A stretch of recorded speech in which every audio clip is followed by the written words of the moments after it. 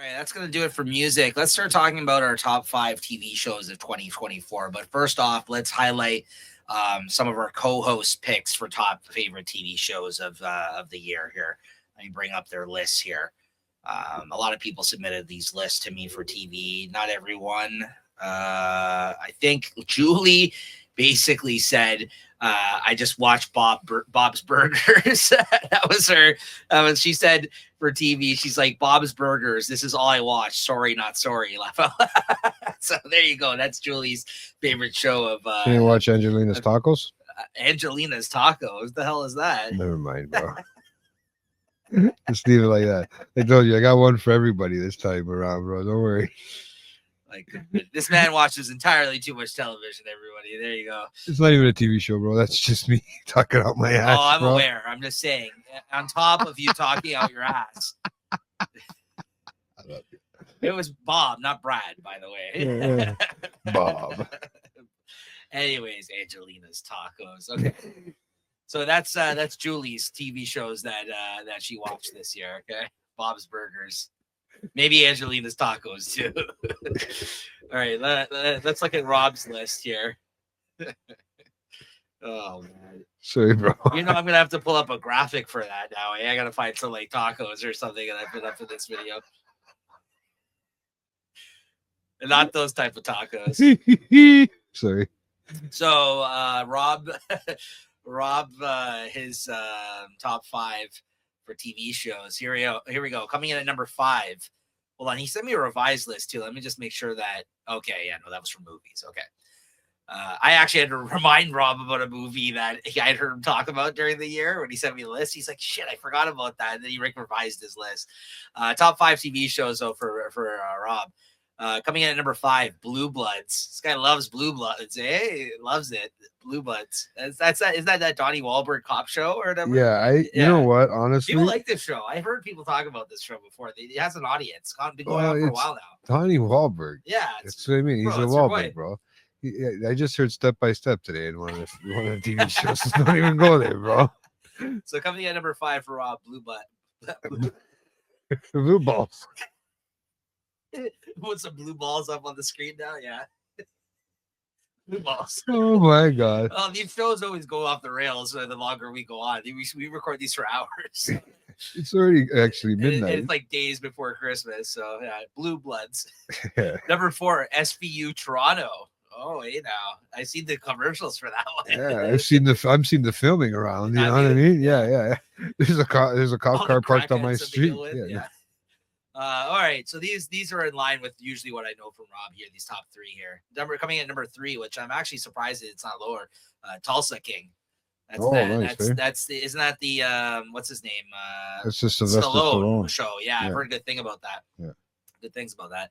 Coming in at number 2, a show that I've heard Jay speak highly on before. From.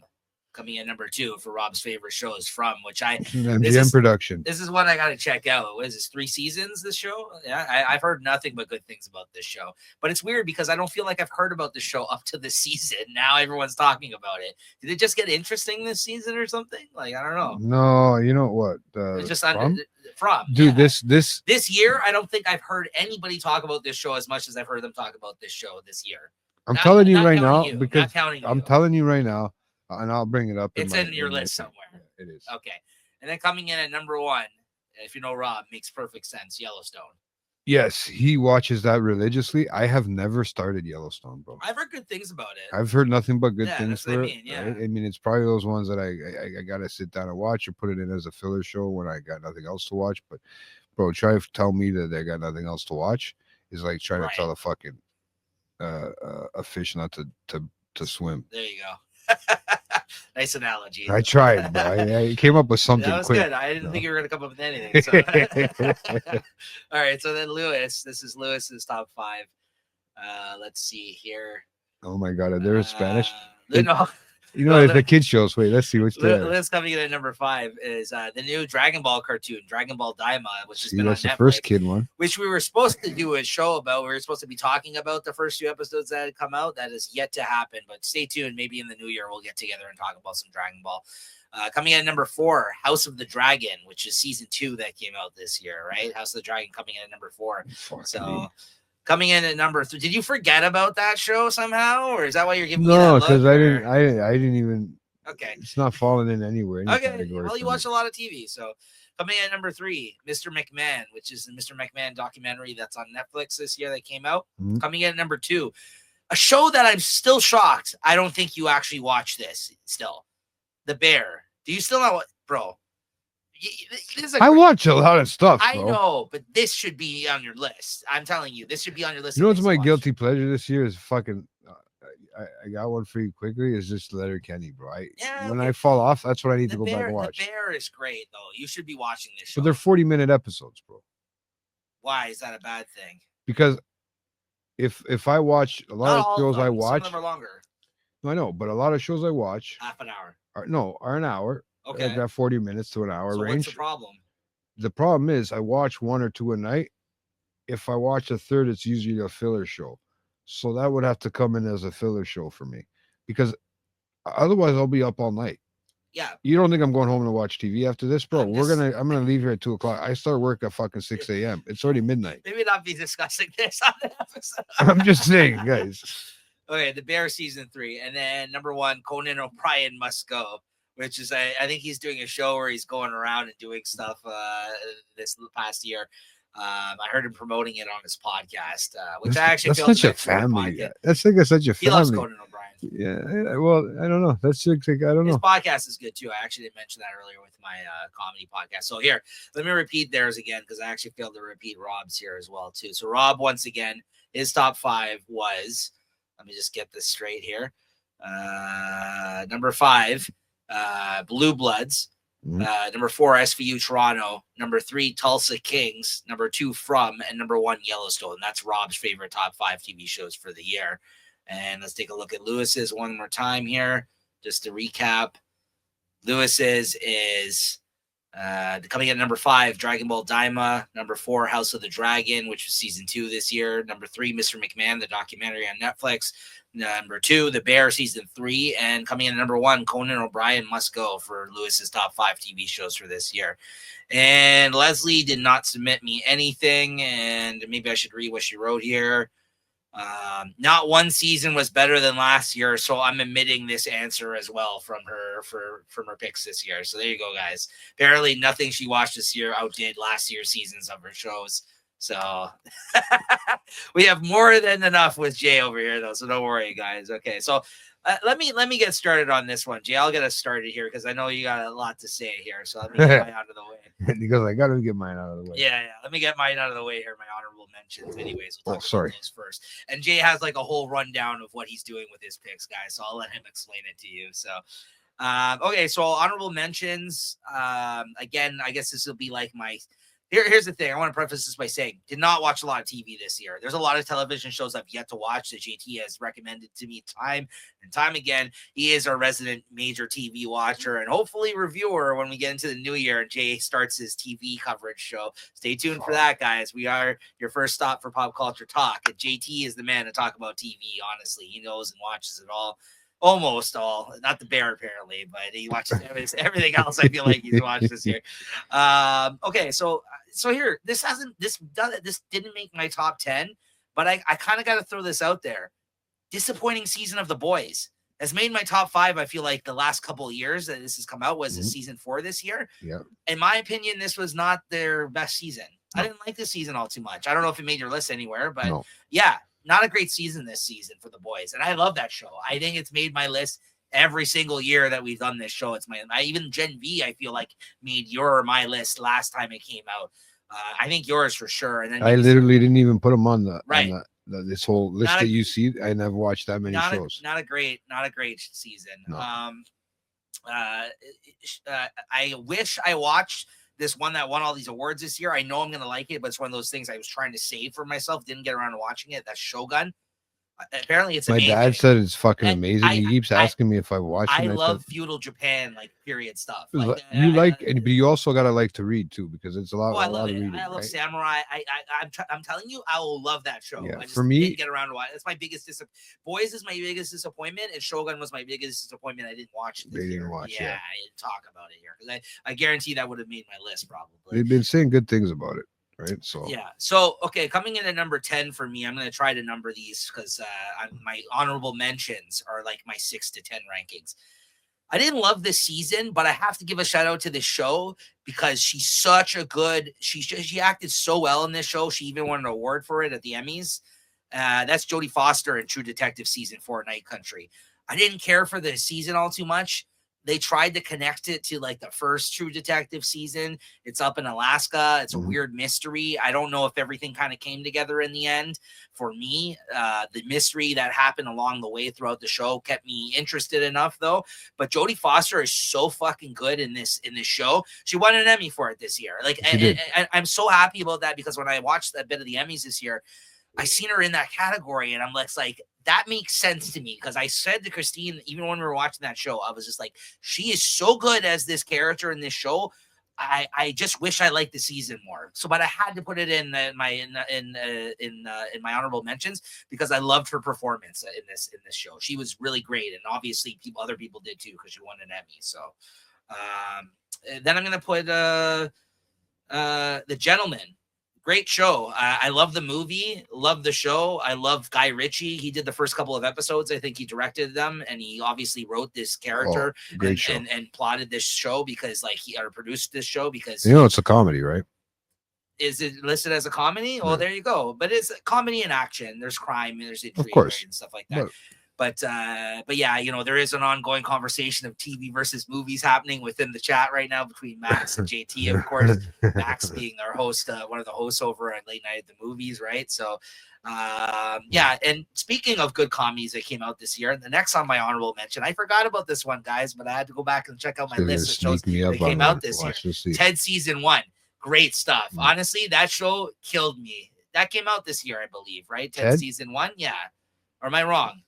I believe it came out this 2024, early 2024, if I'm not mistaken. That's okay. I'm gonna check it out right now. Yeah, go ahead. I forgot about this show, and when I was looking up shows in order to make my list, I remembered how funny and how good of a time this show was. It was honestly, it came out 2024, right? Yeah, nice. I totally forgot. Fucking hilarious. Nice. Jay's actually the one that told me to watch it. Yeah. I'm a fan of the films. I'm a fan of Seth MacFarlane. Yeah. And honestly, the Prime one, yeah. Yeah, just really, really funny. And it kind of addressed a lot of the kind of stuff that's going on with woke culture and stuff like that, but in a very smart way. Oh, very clever way. They addressed a lot of that stuff while also still having a heart underneath all the hilarious jokes and stuff they made fun of. Like, this show actually had a lot of heart, and it kind of, the way that he was trying to make this show hit was like it was like a cheesy 80s sitcom type of thing or something like that. He knew what he was doing when he went and came across with this. Yeah, for sure. Yeah. Seth MacFarlane, I love the Ted movies, but this show was just an extension of those. And the fact that he was able to kind of create this whole thing. This is Mark Wahlberg's character when he was young with Ted. So you actually have a period of time that obviously he's not going to get Wahlberg doing the show, but that you can actually have the Ted adventures earlier on in his life, right? So it's great stuff. I actually really enjoyed it. I forgot. You know why? Because you're kind of shows you would have watched earlier in the year, right? So it makes sense for you to have something like that, right? Because yeah. Then I got maybe I actually have 6 honorable mentions here. So then I got Tires season 1, Shane Gillis's comedy that he did with Netflix. I really enjoyed that. Tires, it's called. Yeah. It's about they run a tire shop. Yeah. I thought it was important to mention some comedies because I know that a lot of people, even our conversations, is that comedy is dead these days. It's definitely not in the best of places, but there's still some good comedies out there. So Tires, Shane Gillis is a comedian who I really enjoy. Again, he's featured on a lot of podcasts, on a lot of comedian podcasts and stuff like that. And I like his stand-up. And he did his own show this year called Tires that was on Netflix. And yeah, it's about him working at a tire shop basically in Philadelphia, because that's where he's from. Yeah, so it's very funny. It's funny. He was watching the TV shows, the stuff about cars. Yeah. He didn't even have one. And then Agatha All Along season 1, it came out this year. just didn't make my list. Excellent show. Honestly, one of my favorite Marvel shows in a long time because they put out a lot of bad ones lately. But that one, really fun. Taps into the whole Vision, Scarlet Witch aspect of the universe, which we already got when they started all their shows with WandaVision. I know me and JT were a big fan of when it originally came out that year. So Agatha season 1, I really enjoyed that one. It kept me interested the whole way through. And I love her playing that character, right? I really do. You know what? It also brought to fruition a lot of stuff and made a sense of a lot of the stuff in WandaVision to me. That's right. Which really helped out because WandaVision threw me up in the air and I didn't know where I was landing with it. And this kind of put a fucking sort of a rest to it all, but they played to everything. They played to comedy. They played to fiction, nonfiction. Sorry, they played to just that Marvel aspect, or is it Marvel? Yeah, they played to they captured their audience well with that show. Yeah, and I mean, like, you know, you had a great cast. Catherine Hahn as Agatha is fantastic. I love Catherine Hahn. Aubrey Plaza. Who is that character that's going to be that? Who's the guy that the Wiccan is Scarlet Witch's son? Right. Yes. Okay, so that's why I had a feeling that he had something to do with Scarlet Witch, right? Yes, but she's not in this. But it's still representative of that character. And if you remember, if you watch WandaVision, she creates 2 kids, if you recall. Yes, I remember. But then that's what, because they kept doing the flashbacks. They also showed Quicksilver in this, and they used the Quicksilver that was the fake Quicksilver that used to be the real Quicksilver. Our buddy there, who is Dahmer, that guy who plays Dahmer, that actor, he was in this. Oh, okay. And he used to be the Quicksilver in the Fox X-Men movies. Yeah, so now they brought him back, and they made reference to him here, and he was also in that other show too. They had mentioned him. So there's going to be a lot of stuff coming. I feel like there's a lot of stuff coming down the pipeline when it comes to fucking Marvel. Even television series and stuff like that because they need to step up their shows. Well, I mean, they got Disney and stuff going on the fucking. It's with Disney, right? Yeah, but they had a bunch of bad ones. Like there was like between their movies and their shows for a year or two just before this, they were kind of finally having like their first like good run with it. No, bad run, I would say. But now they're kind of just getting good again. I feel like because they put out a bunch of shows and movies, I feel like the year or two prior to now that weren't that well received. So, but Loki is a Marvel character as well. Yes, Loki season 2 is excellent though. That's actually one of the few that I actually really enjoyed. But you have Secret Invasion, which was terrible. Moon Knight. You have Moon Knight, which is one Marvel. Is Marvel as well. Those are all. So Marvel you got shows. all these ones that did play out through this last year or two. No, I wouldn't say this last year because there was a bunch that didn't. Last year or two, I said. Yes. Right? Yeah, they did, right? You mentioned the ones that were probably good there, though, but there was a couple that you didn't mention that weren't so good. Like Secret Invasion was terrible. There's a show I liked it. You watched Secret Invasion? I watched the whole thing with like Samuel Jackson. I didn't like it. No? No. Okay. Echo, I didn't think was that good. I didn't think Echo was good. Exactly. There's another one, too, I didn't care for. Winter Soldier and Falcon, that's I think like 2 or 3 years ago now. That was okay. I don't know. But I just don't think the shows have been as good. But with WandaVision and all that stuff, they came back hard with those ones. That was the start of it. WandaVision's what kicked everything off. And that what started the whole And then I feel like they lost it a little bit. There was a couple of shows that they didn't perform as well, let's say, or weren't as critically received acclaimed or whatever. Yeah. So but this I think was a return to form. I think this was a very good show. And I really quite liked it a lot. Aubrey Plaza was in it. Well, I watched it because you said, "Listen, you're gonna figure out." I knew you'd like it. Yeah, I did. I honestly liked it, but I mean, it's like I said, with all the stuff I watch. Yeah. It's hard to do. If I had an honorable mention that was 30, that was me with movies this year. Like when we did our movie show, we're like total opposite. There right? we are. Yeah. We are in that regard. Yeah. But then coming in at number 6. I'm going to say coming in right at number 6. Just didn't make the cut. I hope it finds you on one of your lists somewhere because I remember we talked about really enjoying this show together. It's Bad Monkey season 1. Just didn't make my top 5. I really enjoyed this show. I thought this was a great show. This is basically just a show to let Vince Vaughn cook.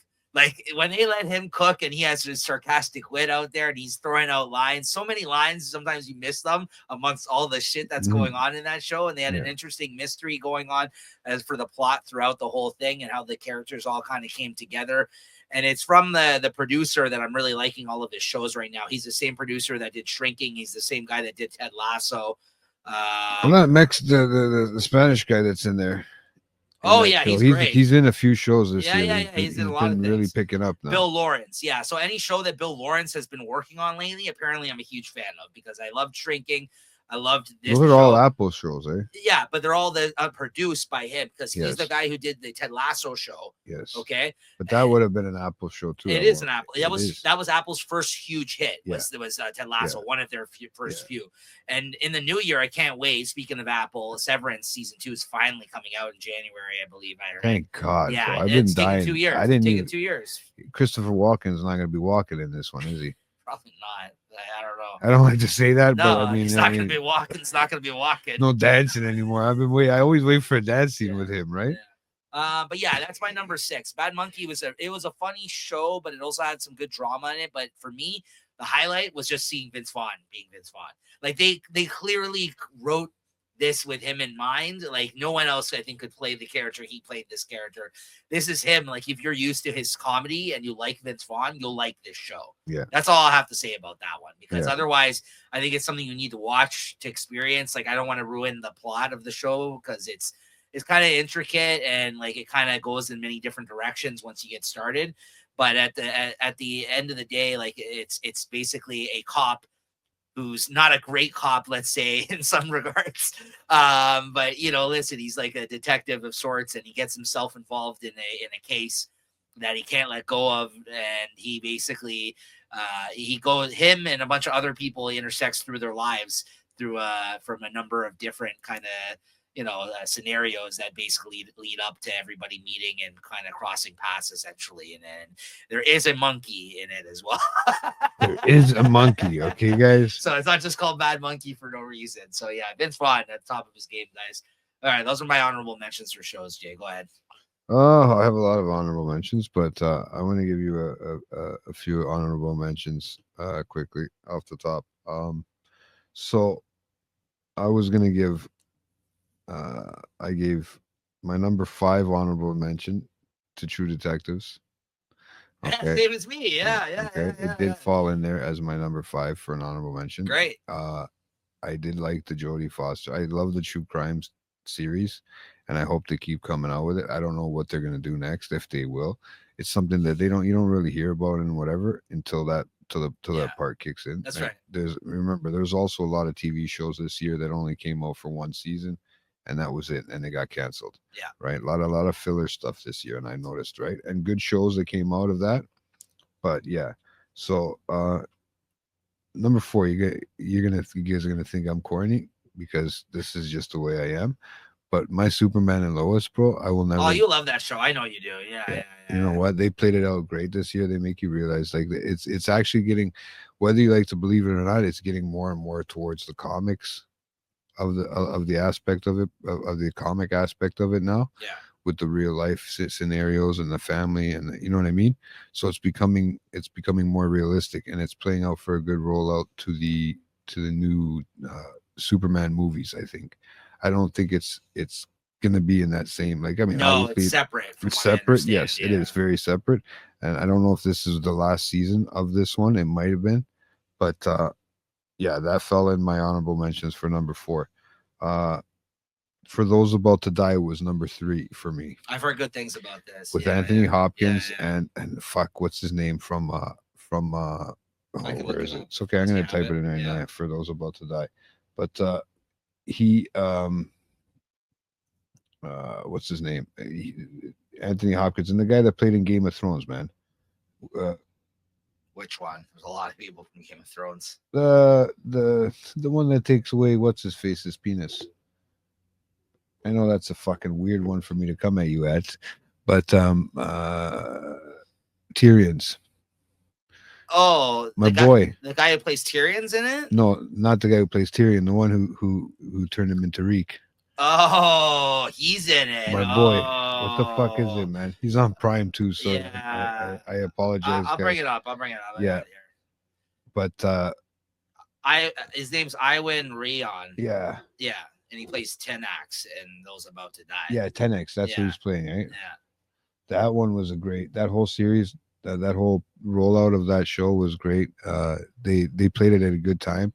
I thought it might have it fall higher on my list. Is this about Rome? It's about Rome and the Empire, and Okay. when it was basically. You've had a big Roman Empire year between this and But bro, you know what? It started. Megalopolis. I'll be honest with you. It started with the fictional uh, uh, Game of Thrones. To be Yeah, honest with yeah, you, because sure. I kind of can relate to that. Yeah. But this is actually real history, Yes. Yeah. and Game of this is Thrones is playing out. fictional. Yeah. Yeah, it's playing out, and so I liked watching Anthony Hopkins playing a dying character because he is a dying character in real life. He's He's getting old. old. Yeah. Yeah, and he, I always wondered what it was like for older people at his age. 86. Yeah, to be playing roles where you're dying, and that's going to be your sequence of events in that show. Sure.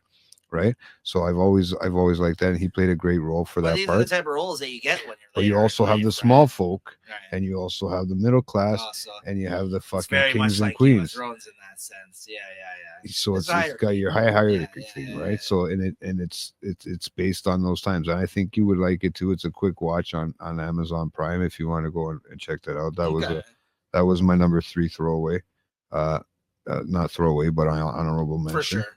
right? Also that came in on my number 2 was Fargo, the last season of Fargo that came out with that crazy chick. What's her name there?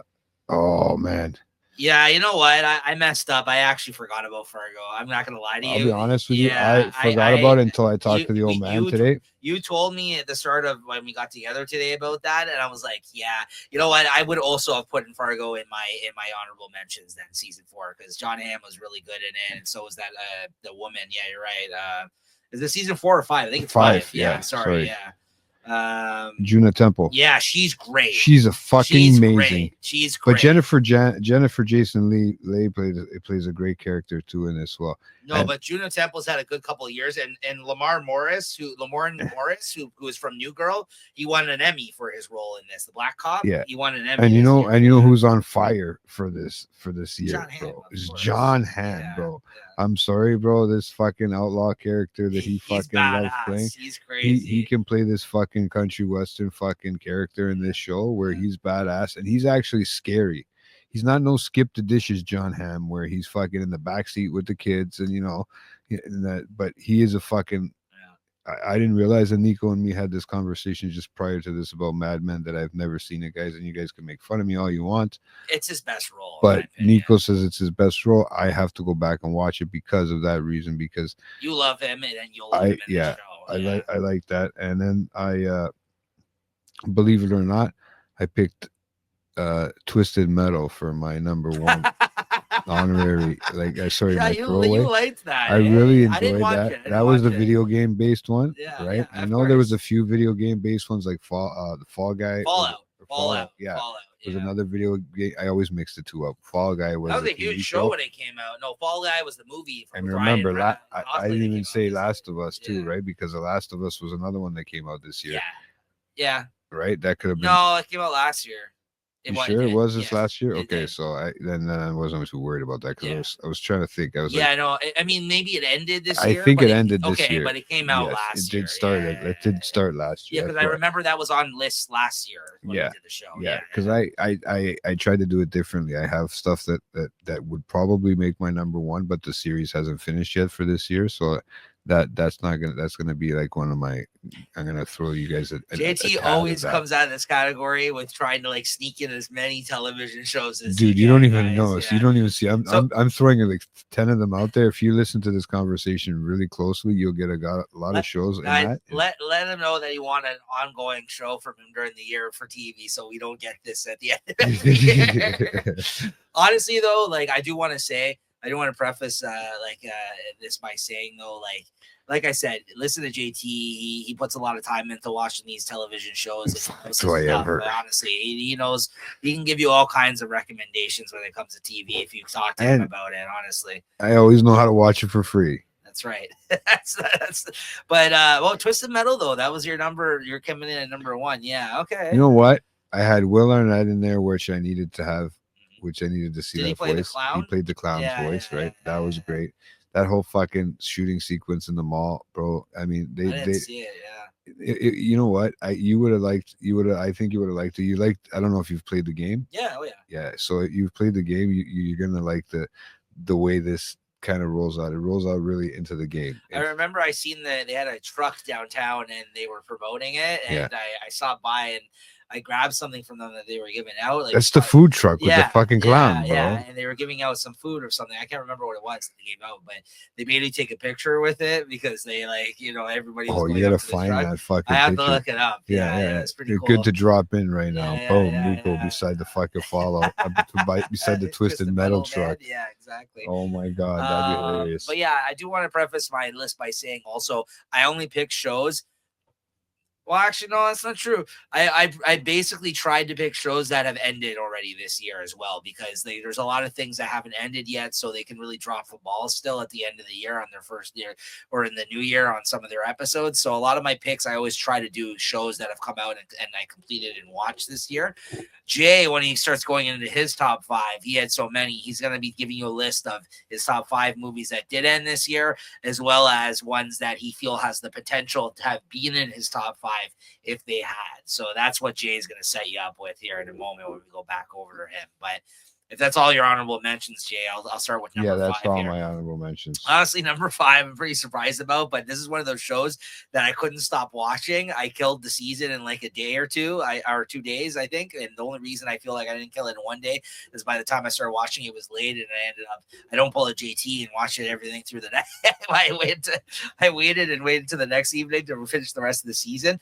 I think this is an Apple show too. Correct me if I'm wrong, but that's Presumed Innocent season 1 that came out this year with Jake Gyllenhaal. I loved this show. This was just one of those shows that every time you got to the end of the episode, you needed to know what happened next.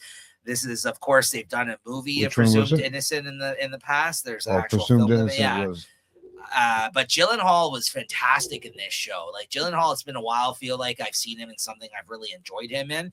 I mean, let's not forget he came out with the Roadhouse remake this year, and it sucked. It was terrible. But Jake Gyllenhaal in this show, there's something about the way he was playing this character where the whole time they did have you guessing on whether or not this guy did actually murder this person. Yeah. And apparently, I think they're going to be returning to do this show, like more new seasons of this with different scenarios and different actors. Season 2, yeah. Kind of like the True Detective approach, where it's going to be somebody else is going to be found guilty of something. An Apple and a Prime. Yeah, sorry, it's Apple or Prime. As both. Okay, so I just thought it was just really, really a fun watch, and to see Jake Gyllenhaal do a really great job in this, and there's Skarsgård in there too. That's right, and keep you guessing. And Peter Skarsgård is married to Maggie Gyllenhaal, his sister, so it's like a whole family affair. Yeah, like an orgy in television. But thank you for mentioning that, because Peter Skarsgård is excellent in those Skarsgårds are everywhere, bro. Yeah. You find them anywhere, man. Yeah, but thank you for reminding me of him, because he is excellent in this show. Absolutely.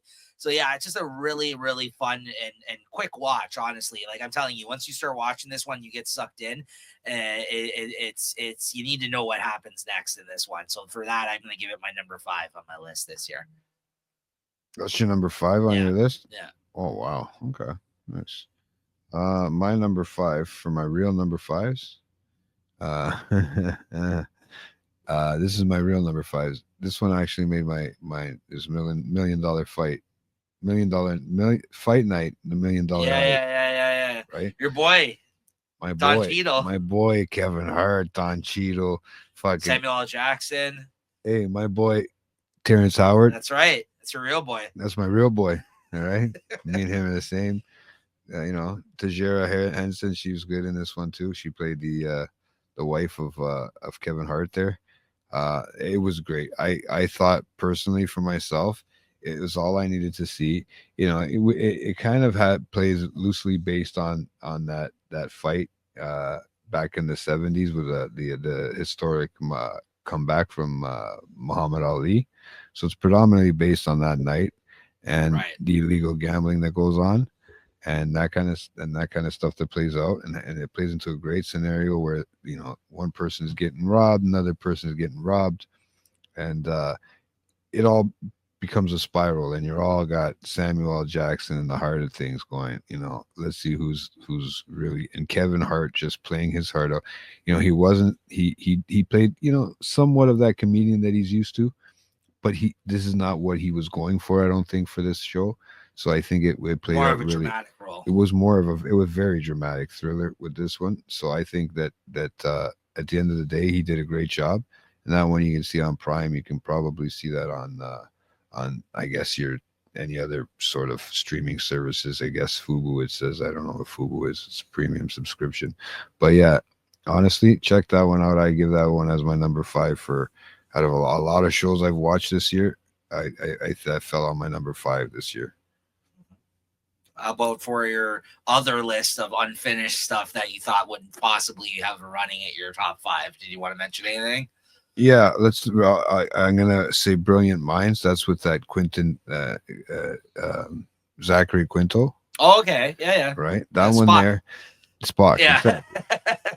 He. The reason why I say that one is it's just a typical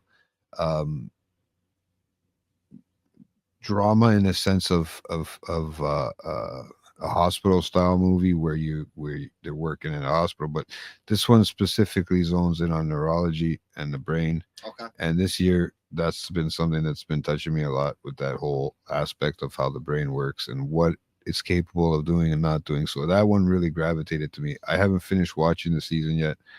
I want to finish watching it. I don't think it. I mean, it might fall on somewhere in my honorable mentions. Right.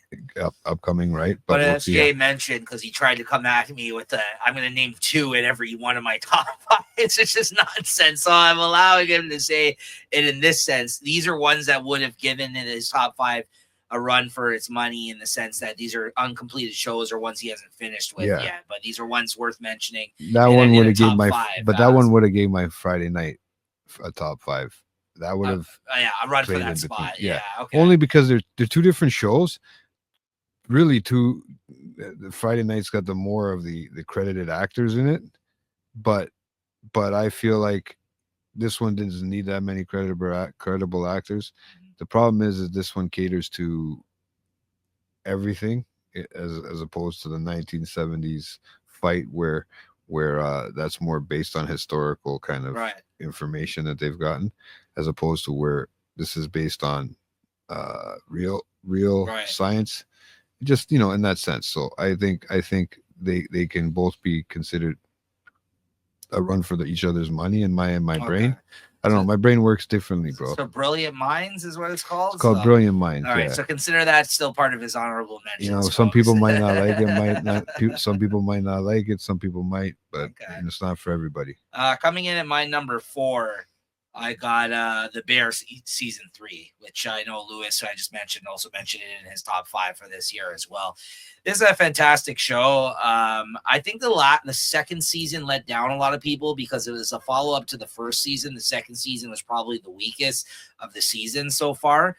And, this is one of those shows that I feel like, unfortunately, has like a whole writer's room approach to where different people write different episodes of the series, and the focus is on different characters each episode sometimes of the series. And since there is a lot going on in that aspect, sometimes you have some dud episodes within a fantastic seasons. Like there was a couple of episodes in particular in this season which I didn't care for, or else it would have been lower on my top 5 list. But the episodes that were really good, like, if that makes any sense. Like there's an episode, John Bernthal, who plays the brother of Jeremy Allen White's character, Carmen, not Cameron, who's dead, but they sometimes have flashbacks with him. He had a flashback episode where they talked about how he hired one of the other people that work in the restaurant, her character, Tina, I think is her name in the show. Yeah. And that episode was the best episode of the season by far. That alone, it kind of deserves to be in the top 5. It was just an excellent episode. John Bernthal, I think, is the best thing I've ever seen him do, honestly. Like, I really like John Bernthal, but he usually picks his roles very smart in the sense that he knows the type of characters that he's good at playing. But he was the American Gigolo from fucking hell, bro. Right. But like this was a very endearing and caring kind of character, and usually plays like more hard ass type characters, right? Which he does great. Don't get me wrong, I love John Bernthal, but this was like a different side of John Bernthal being able to play this character. Like he's very versatile. He is. I'm starting to learn that because I've seen it, but I haven't seen many things where I've seen lots that he's done. But a lot of the stuff that he plays similar type of people. But like this was a different side of Bernthal in this show, is in this particular episode that they did during the season. But yeah, Jeremy Allen White is still excellent in this show. I mean, he's amazing, and like the story was much better in the third season than it was in the second season. This is The Bear. The Bear. This is about. I wrote it down here just so I can keep it in my head. This is about a guy who basically goes back to Chicago to run his old family restaurant. He's like a world-renowned chef. Like he worked in like really nice restaurants somewhere around the world. And he comes back because his brother dies. His brother dies and he basically has to take over his family business. And then he takes this place that's known as just like a local sandwich shop type place called the Bear, and makes it in the first season to the third season. It's about him transforming the restaurant into a fine dining establishment. Okay. But as you may have seen in some other shows, working in a kitchen can be very high intensity, stressful type job. Much. And he's the head chef. Okay, so it's about his struggles mentally and personally, and also in his job, and him trying to survive essentially, like in his day-to-day life. Yeah. And he has a lot of mental and issues with family, issues with stuff from his past. He has like PTSD in some respects. You got to watch the show. It's just very good. And Jeremy Allen White, it's like the role of a lifetime, honestly. I used to love him on Shameless. Yeah. I talked about how good this guy was on Shameless for years, but no one fucking watched that show. I felt like it was one of those shows that like no one really watched that I knew. And then I feel like people are now discovering it years later. I've seen it, but I didn't finish watching the whole I love thing that show. I loved Shameless so much. I mean, the last couple of seasons were kind of weak. But after Fiona left that show, that girl Fiona on that show, but I thought he was excellent throughout the whole time of this. I mean, he did 9 seasons, I think, of that show. Like, you know what I mean? Like, so he's been acting a long time. Yeah. Anyways, The Bear season 3 is my number 4. Nice. The Bear season 3. Yeah. Is your number 4? How my about number you? 4 is The Penguin. That one I had to. I know people, are up in the air about it, but I'll be honest with you, it's probably probably the best done fucking TV show this year. It's very good, right? Especially with the series and the way they played it out to make. I know people want to compare it and they like to throw it in there and compare it to The Sopranos, bro, and I don't like that because it's a show in its own. Colin Farrell does not look like anything. Yeah, they dress him up to kind of look like fucking. There's a lot of. I mean, they have a lot to owe to The Sopranos. Though. They do. Okay, but I mean, you know what? It's his own character, regardless. It's his own character. He's been fucking dying to play this character for the longest time, like you were telling me to. He plays it where he's not even fucking recognizable as Colin Farrell. The makeup is insane. Yeah, he went for this transformation.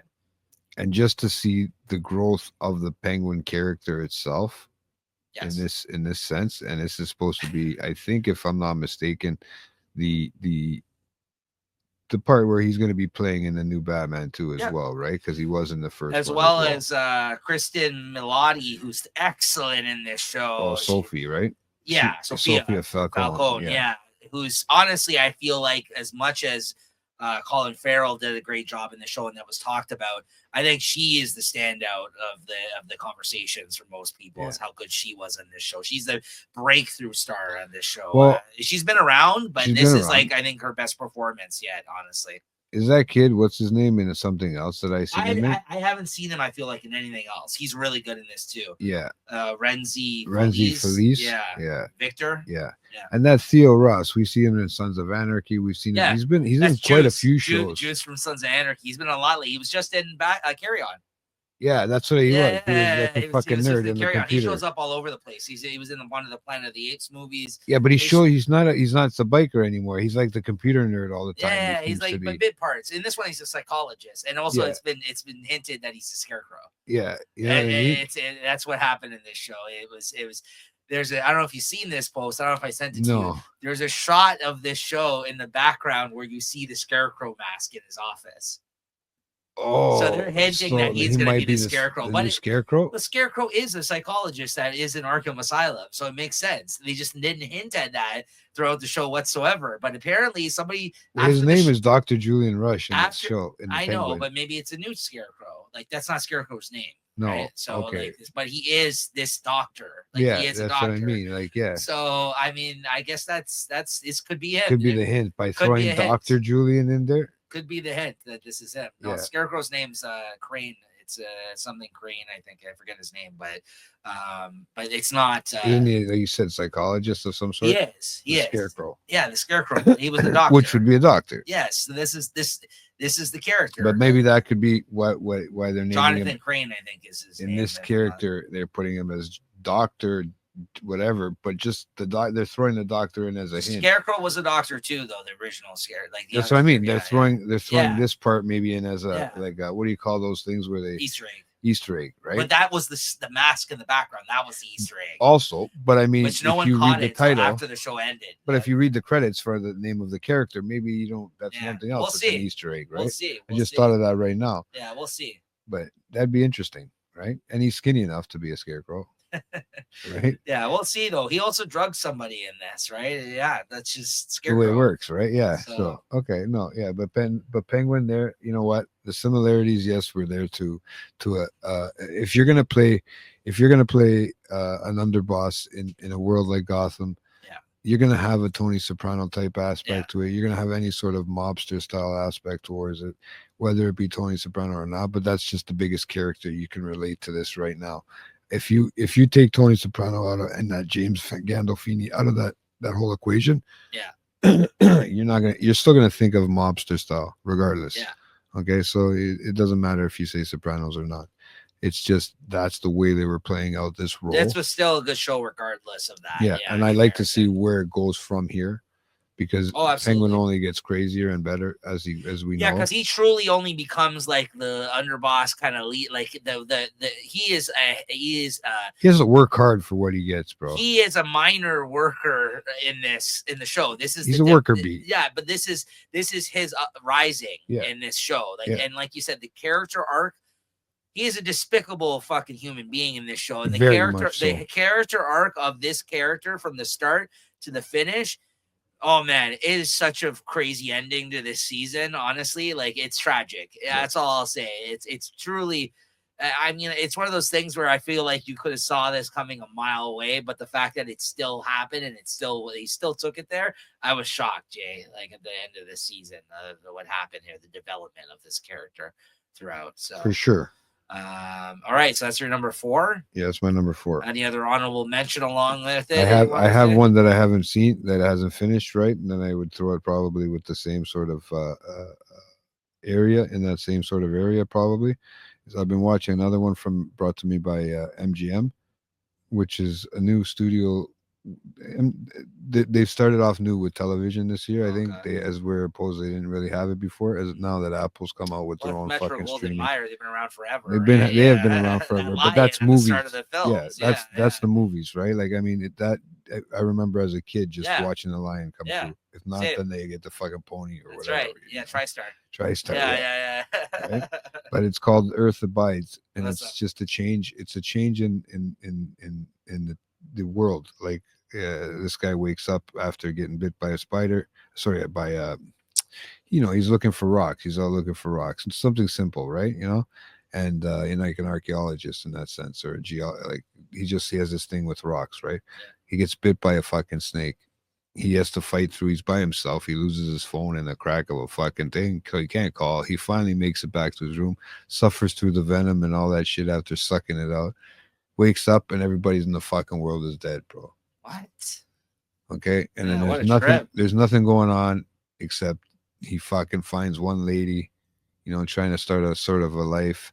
You're seeing the world take over and take like a new like rebirth.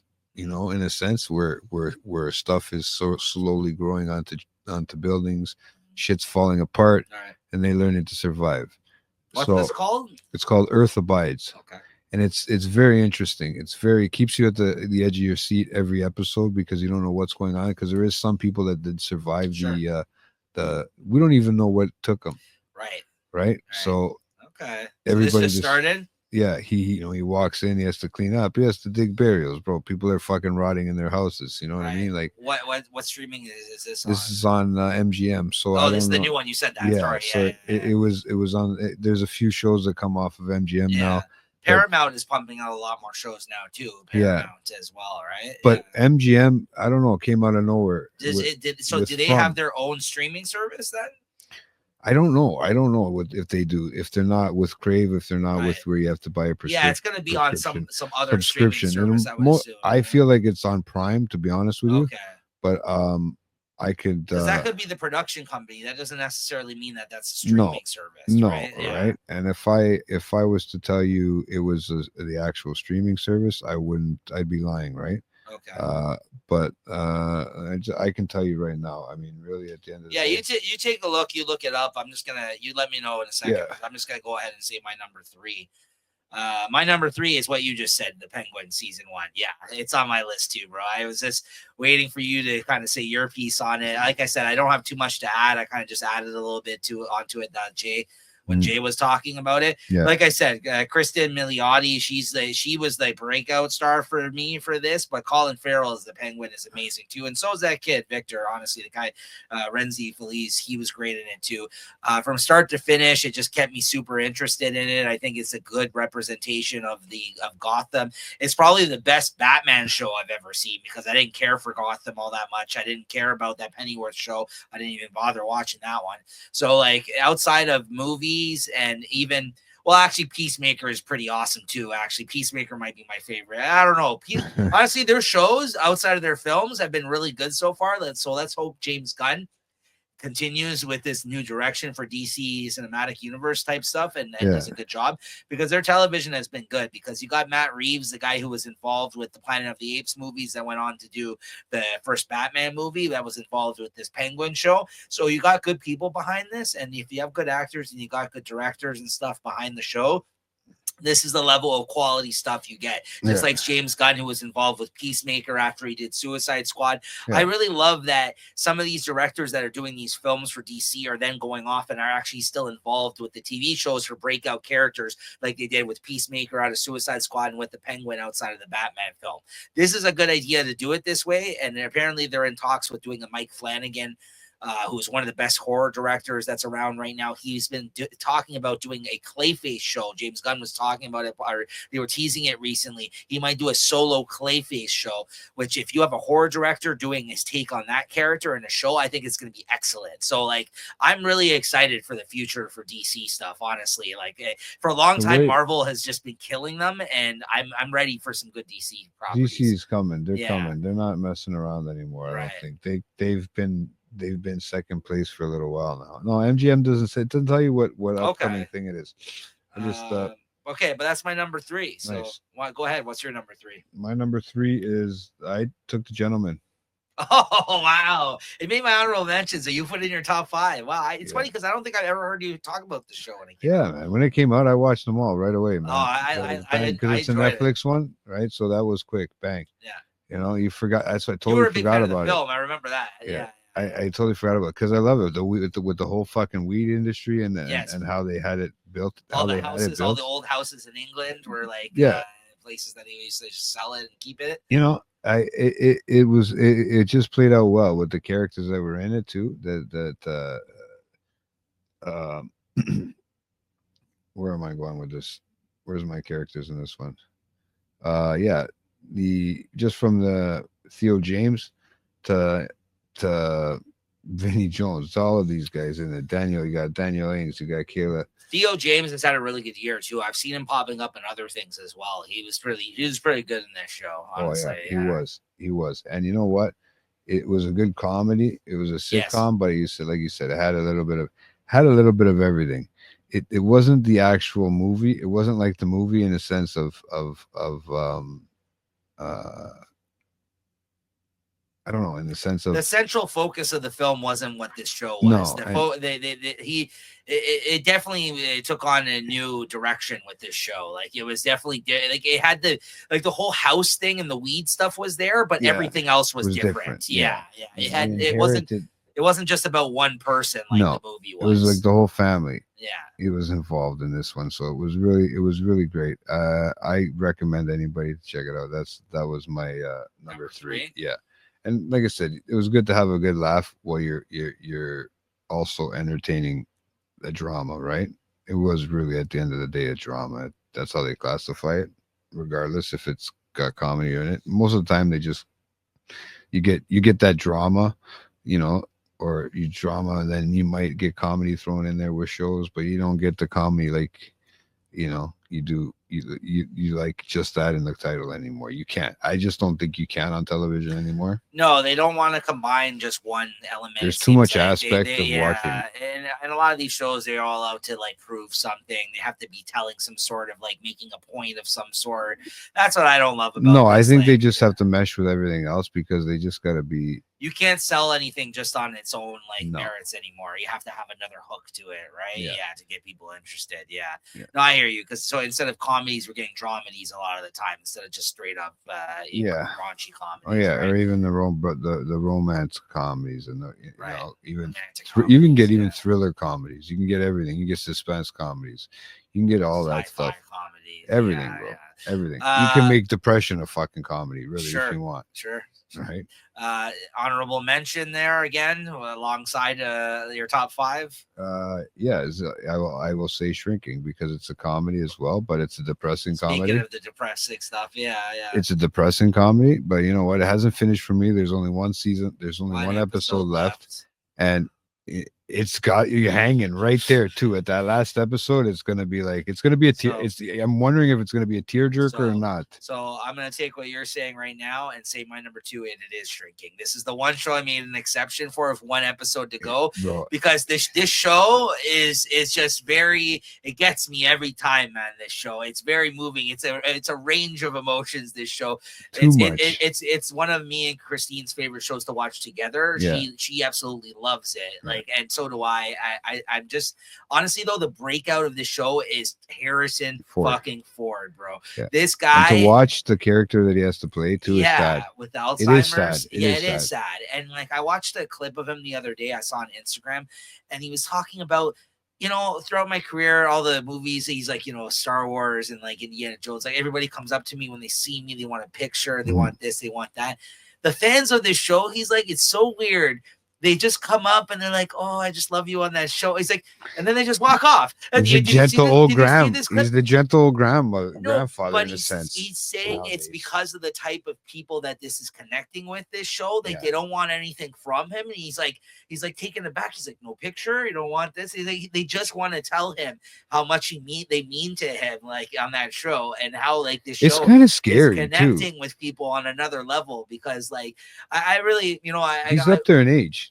I will give Max a shout out because he was hate watching the show and then dropped it. Yeah. But I loved what he said. It did make me laugh. He's like, this is like a liberal's wet dream, this show, because of the different types of characters in it and the relationships and how they're always trying to help each other and all the different types. You have the gay character, you have this one, you have a black character. But there's most television nowadays, right? Bro. But I don't care. They just know how to play your emotions, and they do it so well. And this is another Bill Lawrence show. If anybody's watched Ted Lasso and you had the same type of feeling. I've never watched Ted Lasso. Oh, fantastic. It's the same thing. It had so many feelings pulled out of you that first season because it was during the pandemic when that show came out, okay? Mm-hmm. And it was about a person who's like genuinely one of the best people like in the world, like in terms of his attitude. He's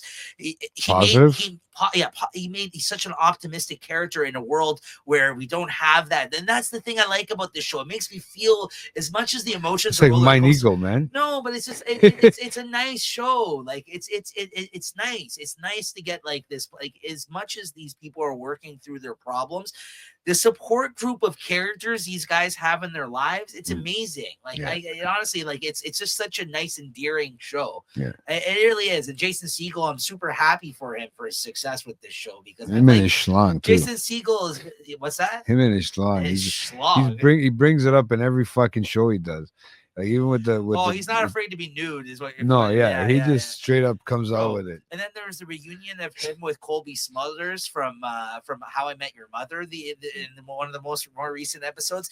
Oh, and the guy that it seems like I thought he was gonna kill himself. The guy that got into the accident with his wife. Yeah. That guy's from Ted Lasso. That guy was in Ted Lasso as well. Oh, was he? Yeah. Oh With the man. accent? Yes, the English guy, because he's one of the producers of these shows. He is. He's one of Yeah, the producers of yeah. this show too, and he was in Ted Lasso as well. Yeah. And they're saying that he might be the person that they're going to cast in the Harry Potter TV show as Hagrid, the big fucking guy. I don't know if you know him, but anyways, I'm not a big He Harry is a Potter tall fan. guy though, eh? He is, yeah.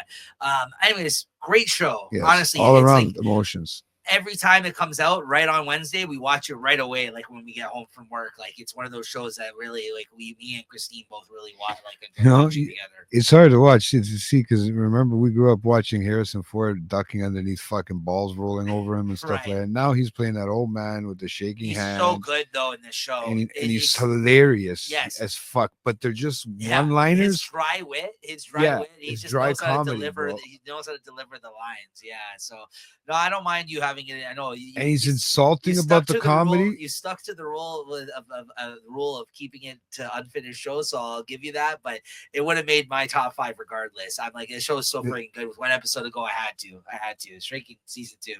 I hope it continues, but I'm so I don't worried. know what's going to happen. Worried. I'm so worried, bro. At the end of the last show, like Jason Segel's like on. He finally broke down. He broke down. Yeah, he's jimmying everybody. He's running around jimmying everybody. It's like an ego. It's like that's what I said. He's like he's getting this high from helping people, right? Yeah. Like, and then he crashed. He burned. Harrison Ford told him. But you tell me this all the time. You can't fucking please everybody. That's right. Right? I don't think I could ever be a fucking. There's nothing left of yourself. A psychiatrist, bro. Like I don't think I could ever do that. As much as I want to, very fucking draining. I don't think I could separate it. No, he couldn't either. Well, this is the problem. He's seeking these people outside of their regular lives, but he also needs the help because he needs it, not because they need it. No. So in a way, he is a terrible therapist because it's actually bad what he's doing. It is. Harrison Ford warned him numerous times. We're just spoiling the whole show now. But it was a great show. Yeah, it was. Okay, go ahead with your number 2. My number 2 is going to be from MGM. Yeah. That one there, like I said, this guy wouldn't shut up about this show during this. That show was amazing. Okay. It keeps you at the edge of your seat every fucking season, every episode. And then on top of it, you have to wait a whole week.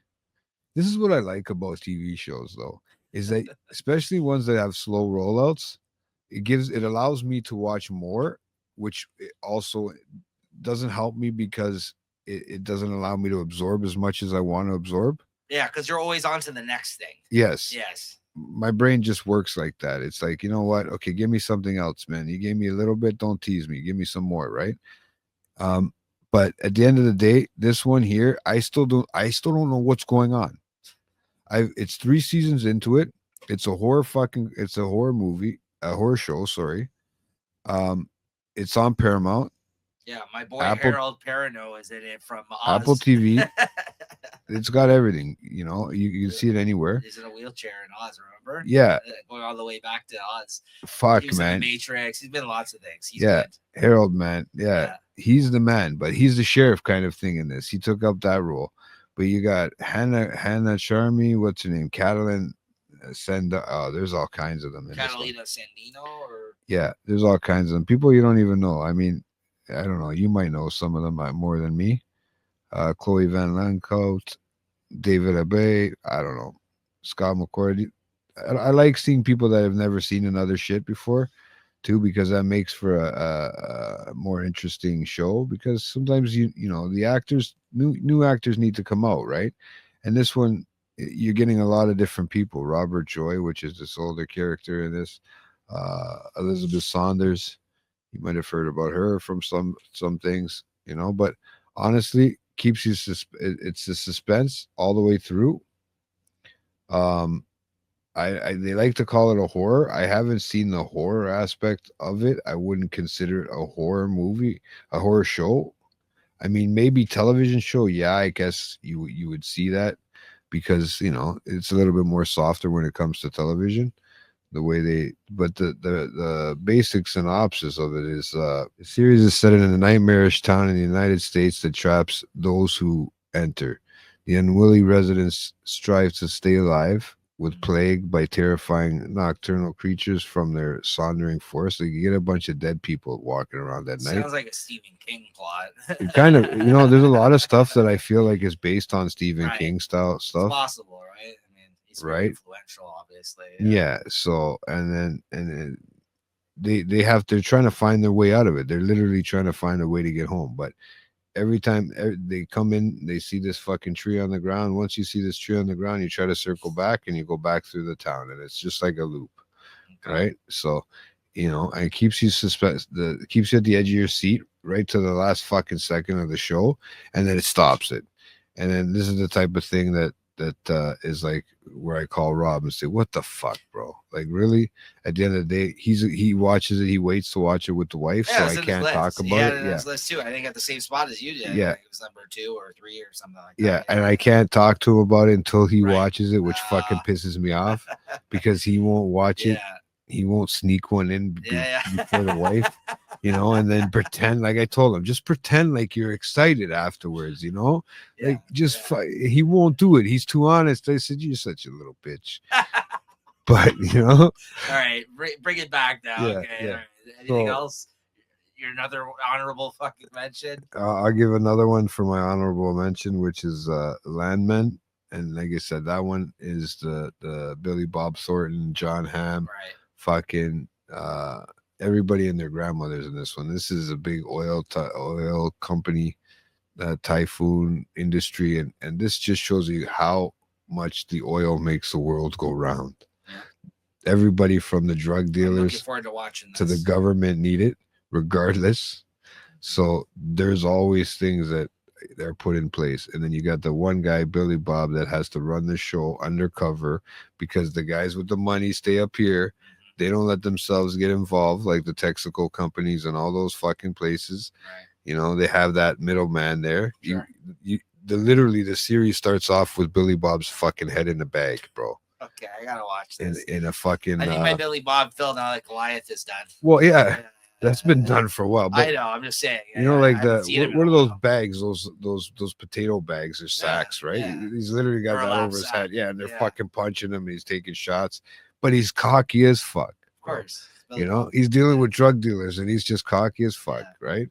I have to So check it out. Okay, so that's another recommendation. very much, bro. Very much. All People right. would love it. So my number one pick for favorite show of this year, House of the Dragon season 2, man. Listen, I have a lot of issues with certain parts of this show, as we've talked about when we did Watching the Throne. And, despite all the issues, though, I had a great time watching this show and talking about it with Christina and JT this year so much that being back in this world and being able to talk about this huge, rich world of characters and on this show and being, back watching Game of Thrones again, because it took 2 fucking years and it's going to take the next 2 fucking years for the next season to come out for this show. But I enjoyed my time so much from week to week watching it. Like I said, this was water cooler talk type show. As soon as the events of the episode happened, we would look forward to talking about it live on a show every week with each other. Even me and Jay would talk about it before we got together to talk about the show a little bit. We tried our best not to, but of course there were some things we're like, oh, what the hell? You see that ending, this and that. It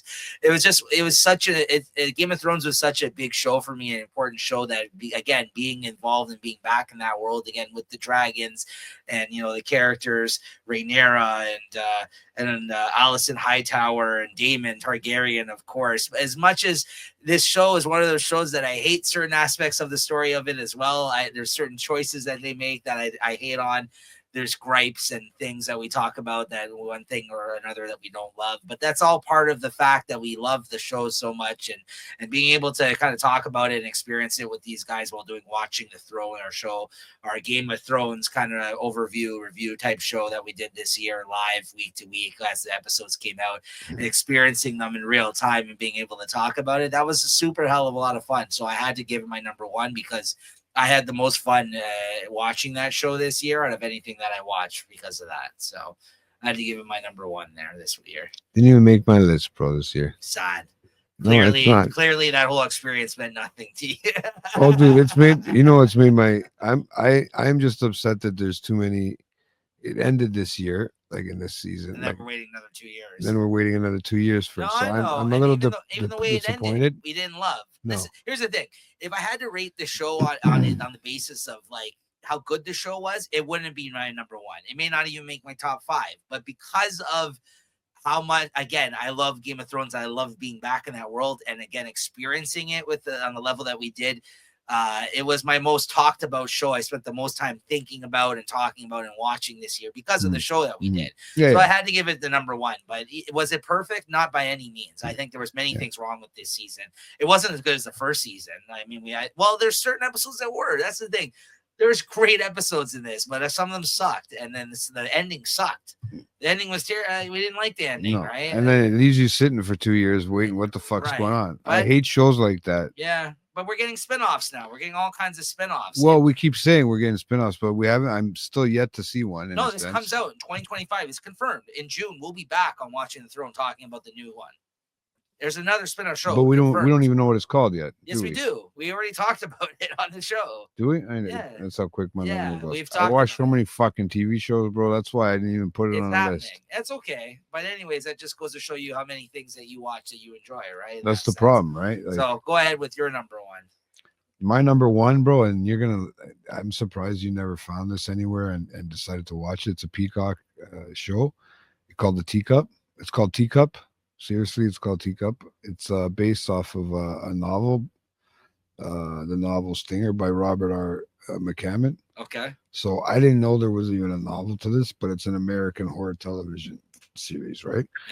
Yeah. So another horror one as well. Like, see, now I see where you're going with that fucking whole thing, but that we talked about. But it's on an isolated ranch in This is a great year of horror. Yeah. It is a great year for horror. In rural Georgia, several people are forced together to face a mysterious threat.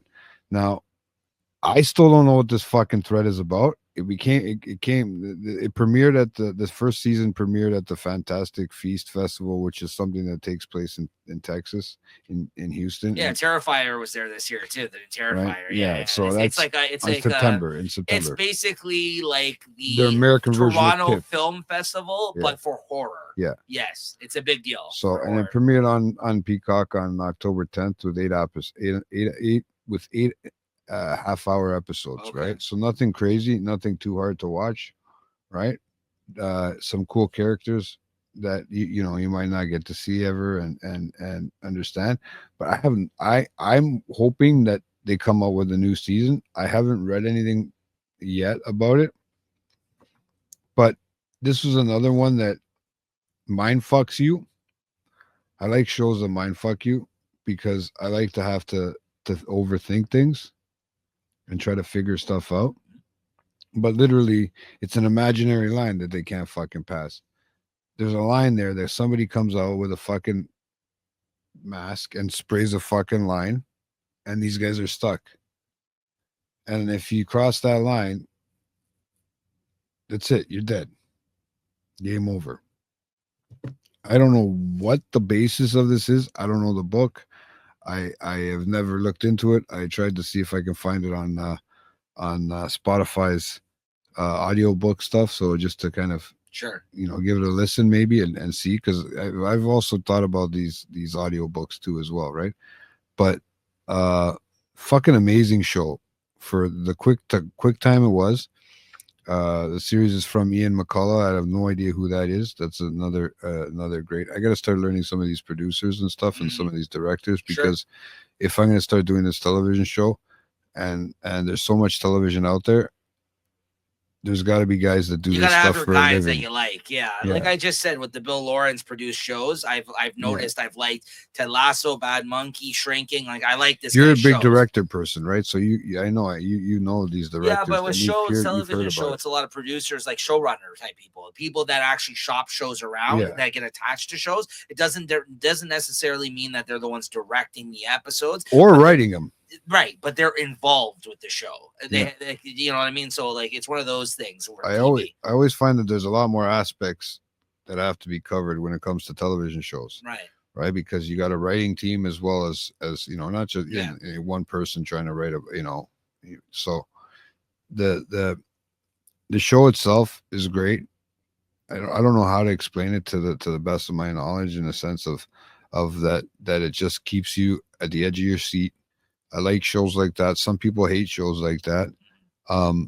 Because they want to be fucking literally breastfed it Right. From Right. Yeah, some from the people they're beginning. out. They don't have the patience to wait for 2 episodes or No. 3 episodes to know what the hell's going on. So right? So yeah, and it'd be nice. It says still present, so it doesn't say anything about a season 2 coming. But if there is a season 2 in the works, I would be grateful for them to let us know, because it'd be pretty good. Upcoming. No, it doesn't say anything about the a second one, but yeah. okay. So that one, I think I had mentioned it to you. You did. You mentioned a bunch, Yeah, quite a while ago, Yeah, right? I mean, it's hard for me because I don't even remember what I mentioned sometimes, and It's then okay, Nico's just like sometimes just lets it go right over his head because he's like, this guy's got a lot of television shows. I don't got time for this shit. I'm trying to put a podcast together. Fuck this guy. Let him watch his TVs in the middle of the night. What I say is do a show about talking about these TV That's shows. what he does. Yeah. Because and like I said, if I can get the dialogue going good, I would do it to myself. We'll see. I would touch it to myself. That's your number one. Anything else you want? One last honorable mention for you here. I'll give you Dexter, because I want this original sin. It just started. Yeah, I find it kind of corny to start, but I'd like to see where it plays. I have no interest in that. He sucked me in with that last stupid one that he did, which was that one, and this one have terrible. 2 different things. Yeah, that one was terrible. That was with his son. In this Alaska, was him. Or wherever the hell he was. Christian Slater's back in this one. I don't care. I like Christian Slater, but no, I'm not. But I mean, it's funny to see him as an old man having a heart attack and shit. But this is basically showing you the life of the sister and and Dexter himself growing up, and where it actually comes from, right? So, and you actually have the real Dexter, the guy that plays the Dexter, narrating it. Okay. Right. So I want to see where it goes. It's almost like it's right there too, like in a sense of where it's gonna go. Right. It's kind of playing out to the corny style, like you meet Batista, which is the guy from the actual Dexter. I remember. Yeah. You meet the younger version of him, which the character they picked for him actually suits him very well. Okay. Right? Has that fucking hat on that he always wore. So you're meeting all the people because this is his first day on the job as the cop's blood splatter thing. And you can see where he's got that look in his eyes where he wants to fucking jerk off to the blood. Okay. Right? So it's kind of cool to see that part of it, but you can almost see where it could go corny like that last one. Yeah. Because dude, you know me, with the original Dexter, I have all the seasons on. That's the one thing I own on DVD, because the original Dexter was the shit. The ending was terrible. The ending for most television shows are terrible, bro. That's why we don't even get we it's so hard to get. We can get into a whole show about endings for television shows, but yeah. All right, so you like it so far. Right. So far, I'm tolerating it. Okay. And I would like to see where it goes. You have hope for it. Okay. Yes, I do have hope for it. Okay. I do. Because you're such a big fan of the franchise. That's why. That's what it is, right? Okay. You know what I mean? I mean, listen, this is the third fucking show they've made off of this, so I'm surprised. Yeah. I think there's going to be more from what I heard, too, right? So I'm hoping that, fingers crossed, it plays out well. So let's go over our top fives again, though, before we wrap up here. So just for anybody who's not keeping track at home there. Okay, for top 5 movies, TV shows, you want to go ahead? I put Fight Night. Number 5. The $1 Million Heist. I put number 4 I put The Penguin. Yeah. Number 3, I put The Gentleman. Yeah. Number 2, I put From. And number 1, I have Teacup. Okay, so coming in at my number 5 for favorite shows of 2024, I got Presumed Innocent Season 1. Coming in at number 4, I got The Bear Season 3. Coming in at number 3, I got Penguin Season 1. Coming in at number 2, I got, what did I say here? Shrinking Season 2. And coming in at number 1, House of the Dragon Season 2 for my top 5 favorite shows of 2024. There we go. We had one in common at least for that. I'm surprised. All the shows you watched. The Penguin, we both really enjoyed that. Shrinking too. Oh, that was on your honorable mentions. That was only because it hasn't been finished yet. If there was one more episode to go and it finished, you think that would have made your top 5? For sure. Okay, there you go. So yeah, there you go. Shrinking and The Penguin. Those are the And ones. that's anybody needs to borrow TV shows for a fucking list. I got a bunch right here. Tell them to do their show about TV shows. All right. Okay.